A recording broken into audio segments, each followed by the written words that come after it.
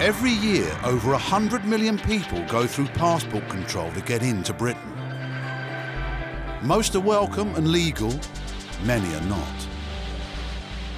For the first time on television, we go behind the scenes with the UK Border Agency, the men and women on the front line of immigration.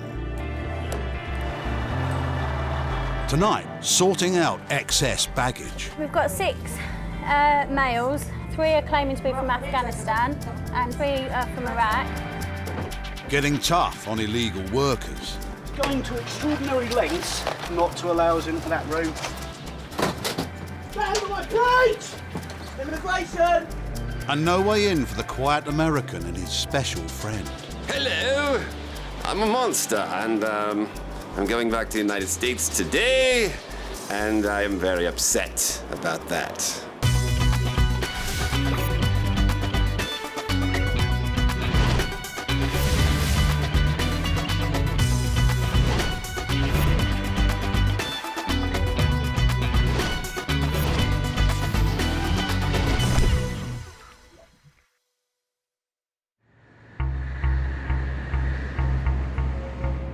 Heathrow is one of the busiest airports in the world.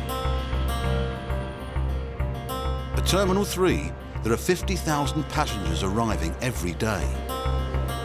Next, please. How long will you all be staying for? There you go. Thank you. Thank you. Most have a legitimate reason to come into the country. Thank you, madam. OK, thanks very much. It's down to the immigration officers at the desks to spot those who don't. Officer Neil Newbury started working at Heathrow after doing a maths degree. Today, he stopped a student returning to Britain after a trip home to India. But the border agency suspect Mr. Singh's college in London may be bogus. When you get these sort of letters confirming, yes, the student is studying here, yes, you can go on holiday for this amount of time, it's usually printed out on a better quality paper if it's a genuine letter. I mean, I could probably print something like that up myself, given a little bit of time on my own computer. So it's not looking great for me at the moment, if I have to be totally honest. Officer Newbury wants to find out what the passenger is doing in the UK. He starts by checking Mr. Singh's luggage for clues. You work here? Where do you work? At Tesco's. What do you study, sir? Computer science. OK. I found a lot of information about his studies, a couple of quite large textbooks, so that's a lot of things in his favour. At the moment, I'm sort of changed my mind. I'm thinking he may be genuine now, because he's certainly got the work with him to confirm that he has been studying here and is intending to complete his qualifications. But it's time to dig deeper. Officer Newbury must make sure Mr. Singh is sticking to the rules. As a foreign student, he's only allowed to work a maximum of 20 hours a week. You say you also work in the UK? Oh, yeah. As where do you work and what do you work as? Tesco's, nights. What does a night shift involve? What hours? It's basically one night shift is 7.5 hours. So in total it's 15 hours. OK, if you'd like to follow me, please. Before giving Mr. Singh the all-clear to enter the UK, Officer Newbury must be sure he's telling the truth. Gov.uk. He gives Tesco a call. Yes, he's returned back to the UK from a holiday abroad, and we just want to confirm with yourselves his hours of work and how long he's actually worked for you. 36.5 hours. OK. Even if he is actually attending his college on a rare occasion, the fact is Tesco's have confirmed he's doing 36 hours a week work for them, and as a student he can only work 20 hours a week. There's no way around that. So, yeah, he's in a bit of trouble there. OK, Mr. Singh, come over here, please, sir. Let's ask a few more questions, OK? You'd like to follow me, please. You've already told me you're aware that you can only work 20 hours as a student. In fact, Tesco have told me that you've been working 36.5 hours a week. It's only possible because that's a night shift. So it doesn't sound like you're studying to me, to be honest. Do you now know what will happen to you? You've broken the conditions of your study visa, so your visa will be cancelled today. Whatever you want me to do, I can. There's nothing that you can do now, sir. There's actually no university in whole India. You should have thought about that before you started working full-time in this country. He's obviously very desperate to stay here. He's saying he wants to complete his course. Obviously, he's extremely desperate to do that, but I'm afraid for me it's going to fall on deaf ears because he had his opportunity a little while ago to come clean to me when I asked him the first time. He's had his opportunity again to come clean with me, and he didn't. He lied to me twice, and I cannot sympathise with someone like that because he lied to me. Mr. Singh must wait before finding out if he can enter Britain. It's the Chief Immigration Officer who will confirm this final decision. I think on balance, the fact that he has worked in breach, I think For the last year. that's significantly enough to go down the change of purpose route. No, unfortunately, you can't work here solely to support your studies. Genuine students are meant to fund their education from their sponsorship or from other sources, and they can't just work in the United Kingdom to fund their education. Okay, I've spoken to the Chief Immigration Officer with regards to what you've told me and what Tesco's have told us, and we decided to refuse your entry to the United Kingdom today and cancel your visa, okay? There's no chance. Afraid not, no. You've worked in breach of your visa conditions. There's no way back from that, I'm afraid. Working full-time weekly can generate a lot of money, which can then be converted into a lot of money in their country. So there's a lot of money at stake. If we had the time to actually sit down and really, really question and thoroughly examine every single student that comes through our borders, I think we'd find an awful lot of them that aren't actually studying here or aren't actually meeting their conditions of their visa. Unfortunately, with the amount of people we have coming through just this terminal alone, there's absolutely no way we can catch every single person. Mr. Singh spends the night in detention before boarding the first available flight back to India.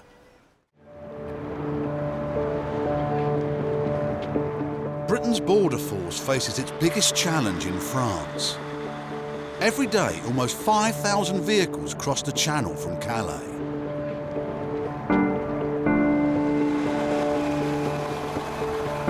Trucks have become the transport of choice for illegal immigrants desperate to find a better life in Britain.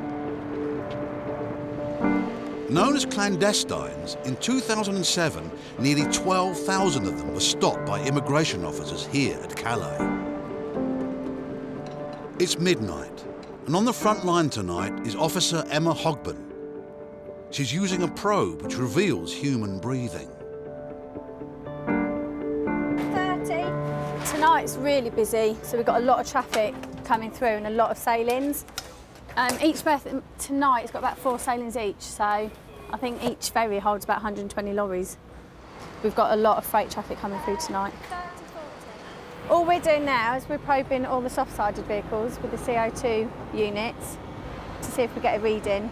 They measure the amount of carbon dioxide that's in the vehicle, so the lower the reading, the less carbon dioxide there is. And obviously the higher the reading, the more there is, which would indicate to us that there's a possibility of people being inside the vehicle. If we get a reading, then we'll have to open them. Officer Hogben is not the only one involved. Other search teams are also at work, and they might have just found something. You all right in there? We've got 2 colleagues in there at the minute. There's about 6 people they think they've got, but they're right at the front of the vehicle. Ooh! Clandestines are usually friendly Hello. Hello. Oh, and rarely aggressive or threatening. Speak English? Yes, why not? Where are you from? I'm from Afghani. Where? Afghan. Afghani. Iraq? Yeah. Are you from Iraq? Yeah. Yeah? Him? Yeah. How did you get in the vehicle? Did you come in to the side? We've got 6 males. 3 are claiming to be from Afghanistan and 3 are from Iraq. And what we'll do is we'll take photos of them in situ and then we'll get them out one by one where they'll be detained so we can serve papers on them.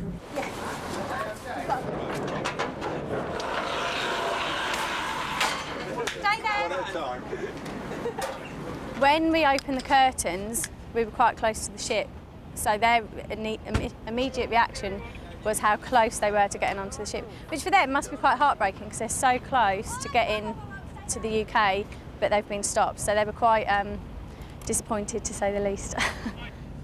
For every clandestine found, there's the maximum of a £2,000 penalty for both the driver and the company which owns the truck. The ferries need to run on time, so the searching is relentless. Hello, can you sit down with your passport, please? The clandestines are cunning and the hiding places imaginative. Certain loads can be really difficult to search, and in particular tyres, because they can bury themselves underneath them and they're quite difficult to sort of climb across. And wheelie bins are also very difficult because they can get inside, so you have to crawl across and lift up each lid individually, so it's quite difficult to find people. And we often go home with really strange bruises as well from where we've been climbing in certain things. Officer Emma Matthews may be about to get some more bruises. The CO2 probe has registered a high reading in another lorry. I can smell. Okay. Yeah? Yeah. Can definitely smell. Just here. Can Stay you there. pass us the camera, please? Stay there. How many? 2 here. Just 5 months I was here in Calais. 5 months in Calais. And you speak English? Where are you from? Afghanistan. Afghanistan. Stop moving, please.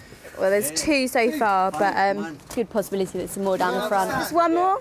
There is another person 3? in here. Yeah. Yeah, there's another one here. There is, yeah, I thought there was. Hello. From Afghanistan as well? Yeah. Any more people? Just 3. 1 chance. They always ask for 1 chance. Their one chance to get to England. As soon as they get to England, then they can try and claim asylum. But can't give them that chance. Okay, you just wait over there. What, we stay in Calais for 5 months? No, I'm sure, quite frankly, this is probably the 3rd or 4th time in as many weeks or so that this has probably happened. It's all part of the routine that these guys go through in order to get through to the UK. The trickle has turned into a flood. More Afghan clandestines have been found in another truck. So 3 people? 3? It sounds like we've got another one further in who's actually crouched within a load of plastic. Basically, they're just rummaging to see if they can find some more. Oh, mate. That way. Thank you. 1 chance. No. Stop asking. Why? Because. Come down, please. 1 chance. No. This way. I think it's a bit too much of a coincidence that within 10 minutes, till we get 2 lorries with 3 Afghanis in each, they'll be handed over to G4S to mind them while we finish the paperwork, and then they'll be taken back over to the French authorities and removed out of the control zone. So far tonight, the team have stopped 12 people from crossing the channel illegally. But not every truck is stopped. No one knows how many clandestines get through undetected.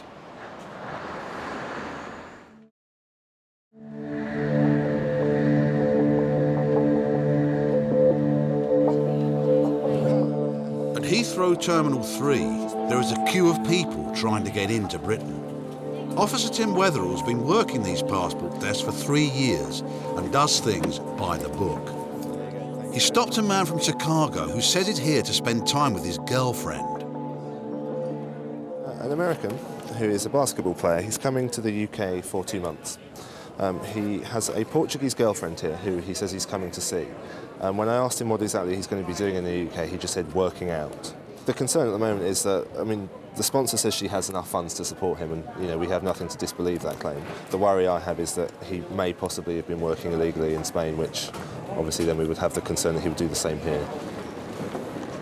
The American and his Portuguese girlfriend have been living in Spain, which is now waiting for him in arrivals downstairs.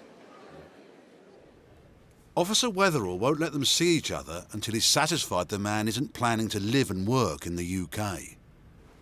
And what is it that you do for work? Play basketball. Okay, so what is it you're actually coming over to the UK for today? Visit my girlfriend. But what plans do you have with your girlfriend with regards to sort of going forward? Obviously, she's just moved to the UK. Long term, do you sort of plan on moving here or planning on moving to Portugal, or has it not really been discussed? Actually, I'm planning on getting married. Okay. Are you engaged currently, or? Yes. I'm here because we're making our way to the embassy to take care of the part of the marriage. Okay. How long have you been together? Yourself and your Ooh, man, y'all the guys. asking personal questions, man. Well, I mean, that's related to whether or not you'd be allowed to marry in the UK. That's why I asked. 2.5 years. Okay. In order to get married in the UK, you're required to have a visa before you come here. A marriage visa? Yeah. The fact that obviously you've stated you're planning on getting married and you don't have the visa that you required prior to coming here may result in you being refused leave to enter into the UK today. Okay? That's not a decision that's been made yet. That's nothing, but I'm just making you aware that's sort of the worst case scenario. Okay, you understand that? I don't think he's sort of been trying to deceive us at all. I don't think he's sort of tried to not tell the truth, but I just think he seems sort of quite naive. He wasn't aware of the fact that he needed to have this entry clearance, which he hasn't got. Unfortunately, I'm happy that he's been telling me the truth during an interview. So yeah, as I say, I think it's sort of naivety rather than sort of any deception that's gone on here. The decision to allow or refuse the American entry will be made by Officer Wetherall. But first he will consult the Chief Immigration Officer. So the bottom line is, he's coming here not as a visitor, he's coming to get married. Yes. Plans after that are still up in the air. Still up in the air. He said that mainly they're probably looking at going back to Spain. Why bother coming here, getting a job, and why bother getting married here? If in the end staying in the UK isn't part of the plan. I'm not happy because this man has now told us he's coming to get married. He could have told us that when he first arrived. So at the moment, I am looking that this man might not qualify for entry. But obviously, given that the sponsor is an EEA national, that's some area we have to look at as well. And, we'll make a decision when we've looked at all the facts. The American's fate is now back in Officer Wetherall's hands. We'll have to find out if it is true love. Illegal immigrants are living and working in all corners of Britain. Targeting the Isle of Wight today is a special enforcement team whose task it is to try and track them down and send them home. This border force is led by Officers Simone Shepherd and Jim O'Leary. They've been told 2 curry houses are employing illegal workers. They can never be too sure just how good their tip-offs are. You never know what you're going to get when you go into a premises, to be perfectly honest. You can go in looking for one and come out with a dozen. Enforcement teams in 2007 arrested more than 5,000 illegal immigrants. Employers can be fined up to £10,000 for each illegal worker they employ. Are you the boss, mate? No? Do you work here? Yeah. Yeah, you do work here, OK. Are all the cookers off? Yeah, they're all off. Lovely. Did you take photocopies of any documents for your employees? No. No. We've got around about 11 people on the premises, of which he says 5 or 6 are employees. He's got no documentation with regard to their eligibility to be in the UK or, in fact, to work in the UK. We could be here for a couple of hours anyway. Officer Shepherd leads a second team to another restaurant where they suspect illegal workers have been working and living. Can you come in, please? Right, nice and gently. Hello there, immigration. Have you got any identification, please? If you've got it, sir, could you get it for us, please? Some ID? ID, sir. ID. ID, passport? Passport. I'm sorry to wake you up. Thank you very much. You got your passport? Well, can you just confirm your name for me, please, sir? Yes. Your name, please? My name is Johiruddin. And how did you enter the UK, sir? Oh, He came on a visiting. So has he a passport here? Does he have a passport? No passport, no my this year. This somebody taking a passport. No my passport with somebody. So he used somebody else's passport? Yes. Which was then, so you entered the UK legally? Yes. Okay, and your family name? At the first restaurant, they found 2 workers with out-of-date visas. You've told me that last year you got a visa to visit the UK for 6 months. And that was last May. But therefore I am satisfied you have entered the United Kingdom illegally. No.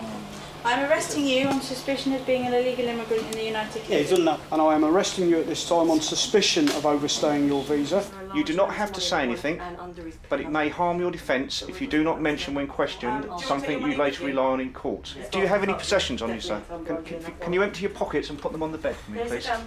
But you're working downstairs as well, aren't you? No, just sometimes. Just Sometimes. How many hours do you work a week? I've got permission about 16 hours, but I'm not working last 6-7 months. I didn't work anything. Oh, so you just live here? Yeah, just live. So do you have a copy of your passport or anything? No, sorry, I'm really sorry about it. And this is all your money, is it? Yes, sir. But you're not working? Right. We've done our Home Office checks. One of the gentlemen is an overstayer, which means he's no longer got any leave to be in the UK, so he is removable. So he's already been arrested and he'll be coming with us to the police station. The other gentleman has admitted to being an illegal entrant, so he's been arrested as well, and he'll come with us for that interview. So we're going to sit them in a little room out the way a moment while we go and see if we can find some documents for them in their bedroom. With the overstayer, hopefully if we find his passport shortly, he'll be removed back to Bangladesh. Well, I have his passport, which means he will be going home. I got your passport was in your jeans, wasn't it? Yeah. I'll just put those Thank in there. you. But this search for illegal workers has taken a more sinister turn. One the officers cannot ignore. What we found here, we found some DVDs. There's one of these that may seem slightly concerning. I don't know the nature of the DVD. I don't know whether it's promoting or it's against terrorism, but obviously the DVD itself looks to be of some concern to us, so we'll need to have a chat with the gentleman and perhaps refer it on to police or to special branch in order for them to take it further if they deem that necessary. 2 illegal workers from each restaurant were arrested. One will be immediately deported back to Bangladesh, while others will be temporarily released while their travel documents are sorted out.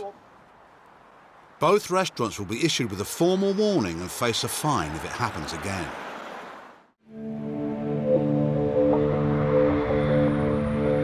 At Heathrow Airport, the flights continue to pour in. 1,000 planes land here every day. At Terminal 3, the American who says he's here to marry his Portuguese fiancée is still waiting to hear if he'll be allowed in. Well, I mean, as a visitor, he does not qualify for entry into the UK because he's coming to get married here.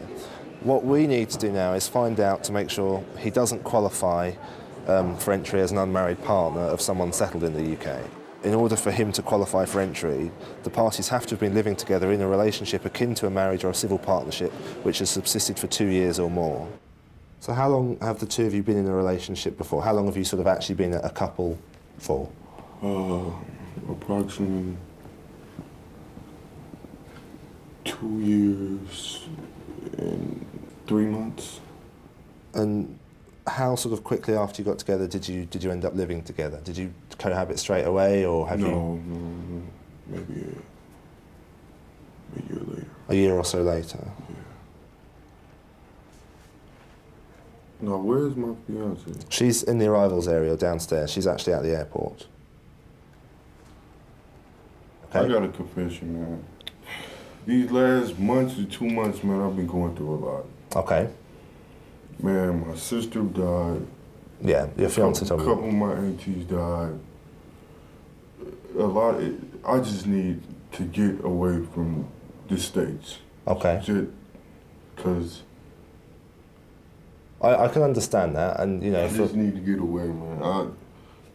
And my getaway is my girlfriend. And okay. So I won't even get to see my girlfriend. There is a chance that you won't get to see her. No, I'm not going to lie to you, because she can't come up through security this way. Please, man.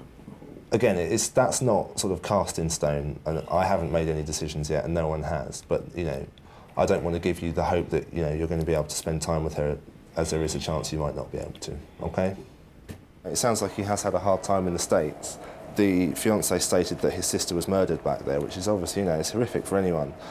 And we do take into account any compelling and compassionate circumstances.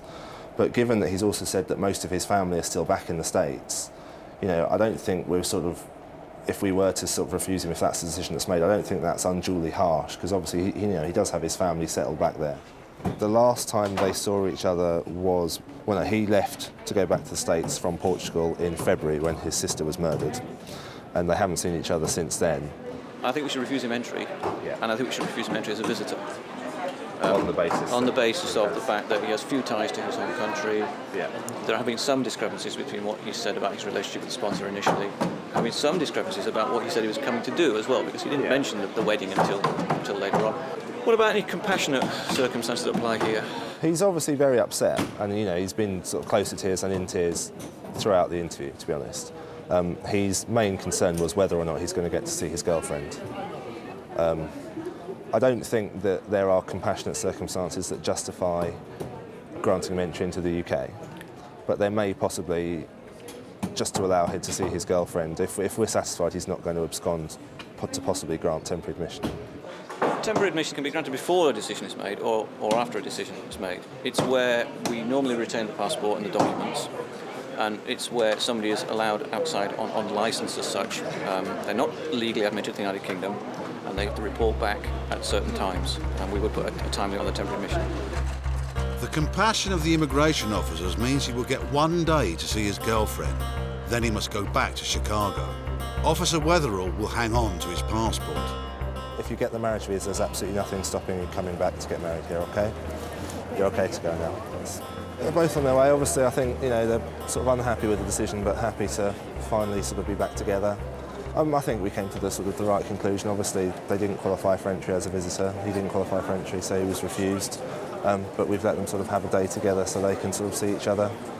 When he applies for his marriage visa, assuming all's well, then he'll be sort of, fine to come back here and they can get married and decide where they want to live. So that's the end of that for now.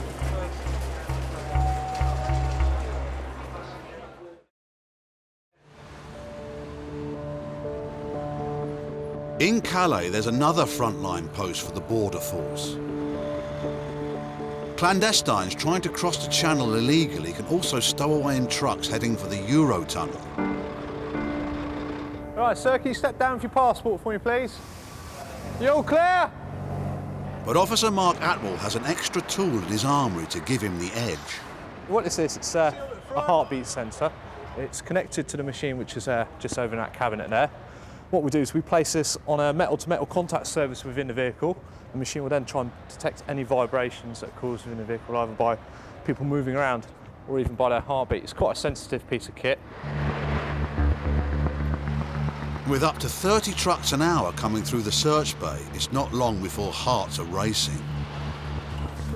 Brilliant, ladies, maybe another one. Well, we've got high readings on the heartbeat, and this time it's actually come good. There's some people in the back. If you have a look at the readings, that's where you can sort of see that they're sort of true readings. They all look very similar. That's a family group. Oh, the two kids. No, it's your mum, dad, and child. Do you want them out or not? No. Oi! Stay there. Stay down there. Get down there now and stay there. You get down in there. Down in there. No. Yes, stay in there. Officers won't let the clandestines out of the truck until they've moved it to a safe area. We've got a family, looks like mother, father and child, possible Eritrean nationality, obviously concealed down at the front of the trailer.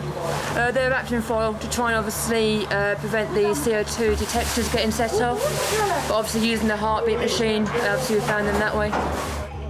We'll sort them out in there. I mean, they'll know they've been found here, and then we'll just move them out there, round to the left and into the deep search bay.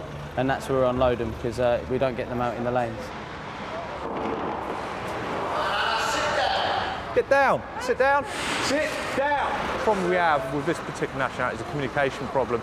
We found them, and they're obviously quite keen to get out of the vehicle as quickly as they can, because it's quite uncomfortable inside. But obviously we've got a duty of care towards their health and safety, so we've got to make sure they're nice and safe while the vehicle's actually moving. Keep him coming.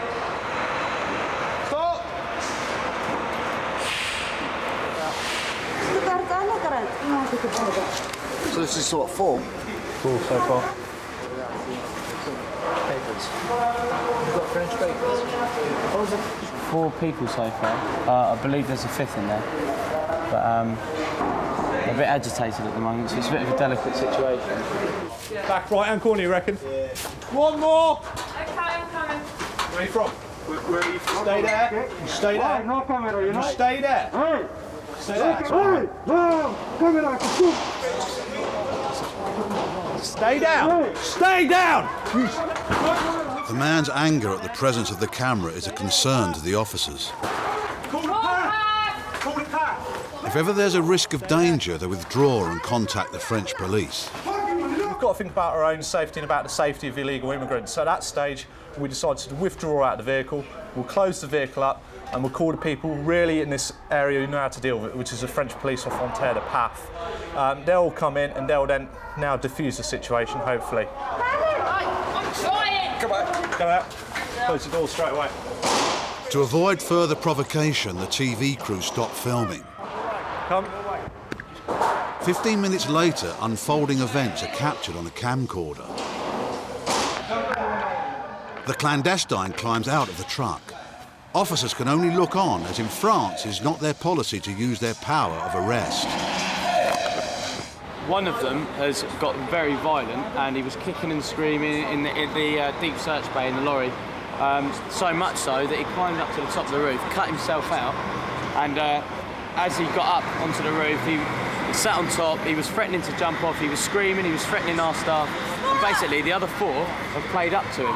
And so now they've walked out of the deep search. There's nothing we could do about it, but they're walking so far away from us that they could just jump into another lorry and come through.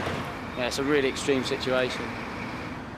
The Eritreans are picked up by the French police and released outside the port area. Most clandestines rarely carry any form of identity to avoid being deported by the authorities. They're free to try again to make it across the channel.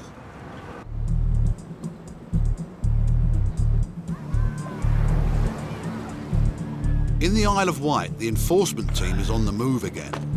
This time they've been tipped off that a hotel is employing illegal workers. We've got a warrant for the premises. Is it possible to speak to the manager? Hi, it's immigration. If you'd like to step that way, we're going to have a word with you. Do you speak English? Hi there. You work here? Oh, you work here, don't you? Yes. Can you come downstairs and speak to us? From immigration, we're speaking to everybody on the premises. The team find 5 workers. 2 of them from Swaziland, who have been in the country longer than they should have. Your visa ran in November 07. 07. 07. Yeah. It's 2008 now. Yeah. Where is it you're studying? I'm studying here. Where are you studying? In London. Usually In London? Yeah. And where are we now? I'm On the Isle of Wight. So how are you studying in London? Pardon? You used to go there sometimes. Are you studying in London now? At the moment I'm not in London. No, you're not in London, no. Okay, we haven't got any record of either of your new applications. 2 overstayers. They should have left the UK last year and the year before, actually. So they overstayed, they're leaving the UK, and we will be looking to remove them back to Swaziland. The hotel is run by a husband and wife team. But the wife is away and has the key to the office safe, where one worker claims her documents are locked away. And yes, what's your name? Okay. Do you can you spell that for me? Violet. Violet. You're living on the premises here. Okay, so you've got a room upstairs, have you? Yeah. So where is your passport in your room? No. So the manager's got it. Have you got any other form of identification? Everything is in the office. In the rooms? No, in the office. In the office? All right. So have you lived in Russia before? Yeah, I'm not quite easy. Right. Have you ever had a Russian passport? No? You weren't born in Russia or anything? Huh? You weren't born in Russia? My mom, it's... Your mum's Russian, but you're Lithuanian. Lithuanians are part of the accession state, so are entitled under certain circumstances to work and reside in the UK, exercise treaty rights. Russians are not. Russians are still a nationality that require permission to be in the UK and permission to work.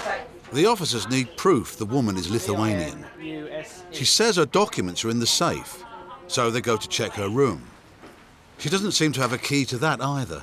Oh, so this is your room, is it? Yeah. So where's the key? It's in the office. It was on this board with one small teddy bear and the key stick. So I don't know. Now It's on the big bunch of keys? And this board, it was in the office. On the big bunch? And that big board. On the board? Wait, there is one big board like that and it's not over there now. here. So there is no, I don't know, maybe someone take it. Okay, wonderful. Let's go back.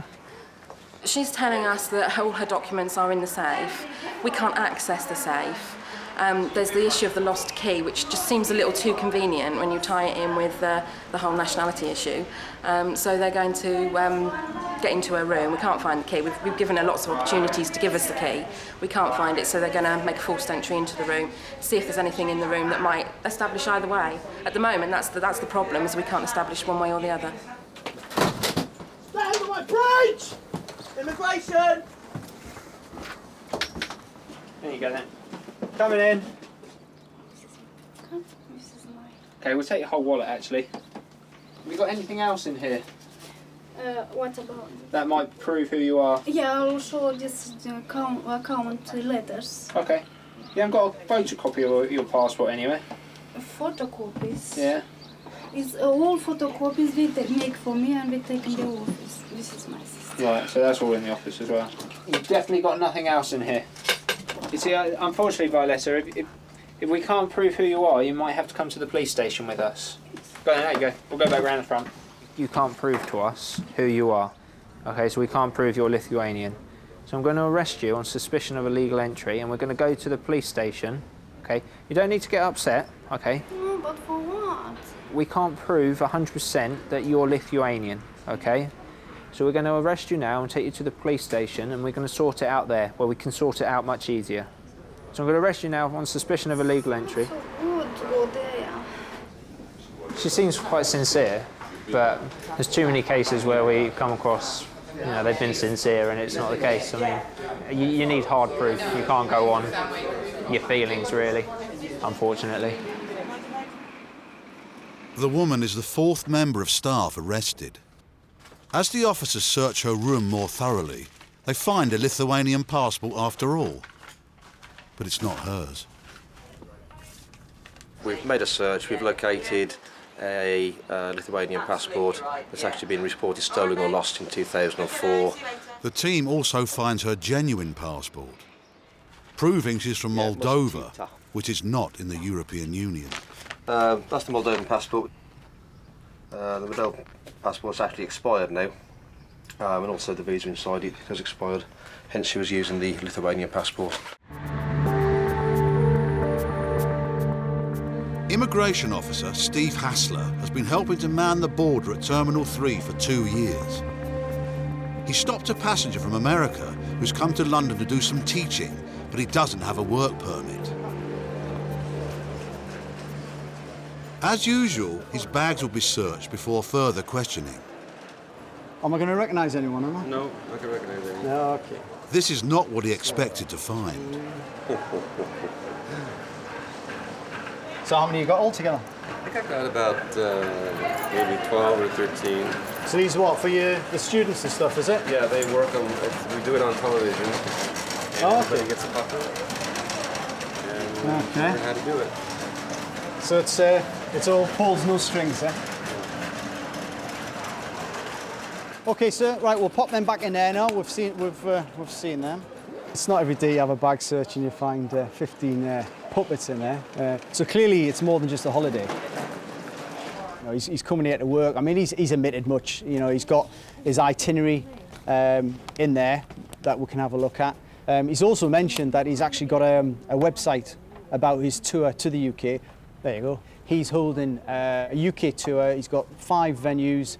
People are going to be charged £59 per person to come in and to work with him in one of these workshops. So clearly he's coming over here, he's making money. He doesn't have the work permit, unfortunately. Just want to take a seat. If I may ask you just to sit in the far corner. So why have you come to the UK? Half vacation and half to teach my classes. Okay. How much do they pay? You? They're paying me between £200 and £350 a piece. Is that per workshop? Per workshop. Okay. The main premise of the work permit is that you are given a permit to come over and to work in the UK. Yeah. That's the problem that we have at the moment, okay. It's just a bit disappointing that not one of the colleges, while he's arranged to come over and teach, I've said to him, well, you actually need some sort of visa.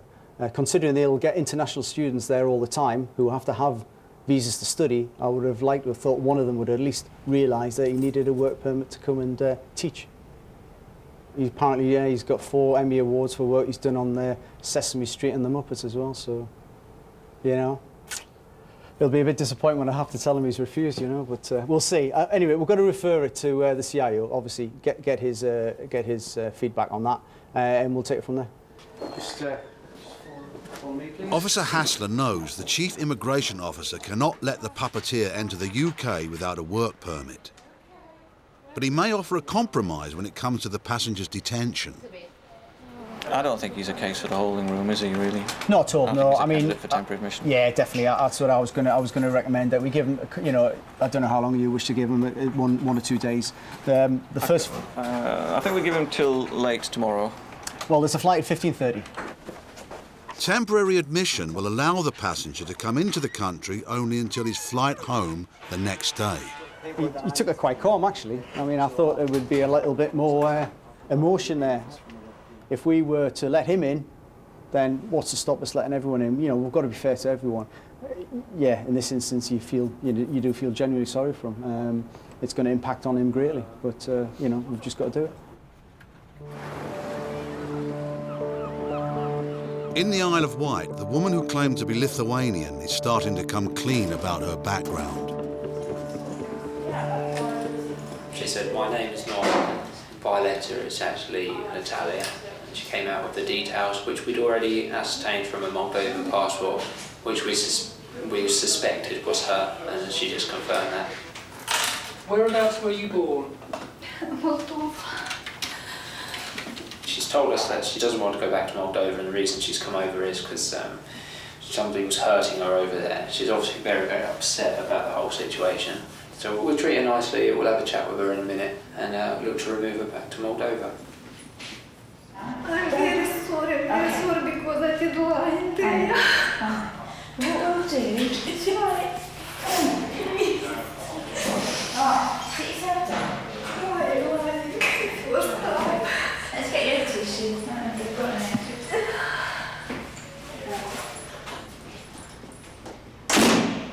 She's a sweet lady, actually, so you've just got to sort of detach yourself from it, really. At the end of the day, she's still an offender, just like everybody else who we come across. So we've got to treat her as such. Can't make any special allowances, unfortunately. The woman will be sent back to Moldova. 2 workers are removed to their homelands, Swaziland and India. A 4th is given temporary release while a claim she is making about her human rights is decided. Give me a call at any stage. The hotel is fined £10,000.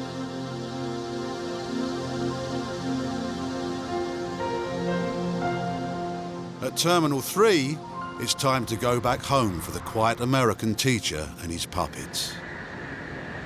Hello! I'm a monster, and I'm going back to the United States today, and I am very upset about that. Yes.